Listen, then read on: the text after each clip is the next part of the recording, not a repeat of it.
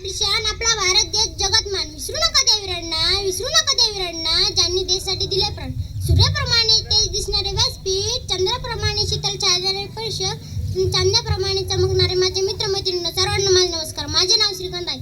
आज 15 ऑगस्ट आहे. आपण भारतात स्वातंत्र्य दिन साजरा करण्यासाठी येथे जमलो आहोत. सर्वप्रथम सर्वांना स्वातंत्र्य दिनाच्या हार्दिक हार्दिक शुभेच्छा. आपला भारत देश 15 ऑगस्ट 1947 रोजी इंग्रजांच्या गुलामीतून मुक्त झाला.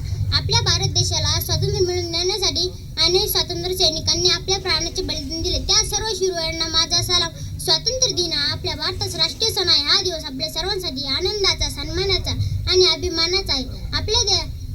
आपल्या देशाने विविध क्षेत्रात खूप प्रगती केली आहे. आपला देश विविधतेत एकता असलेला एक आगळा वेगळा देश आहे. आज आपण स्वतंत्र भारतात मुक्तपणे साजरे करतो ते आपल्या वीरांच्या बलिदानामुळे. तेव्हा आपण हे जबाबदार नागरिक म्हणून देशप्रेम, एकता आणि देशाच्या प्रगतीसाठी काम केले पाहिजे. शेवटी मी एवढंच म्हणेल, तिरंगा आमचा झेंडा, उंच उंच फडकू, प्राणपणाने लढू आम्ही, शान हे जोडू. जय हिंद, जय भारत. धन्यवाद.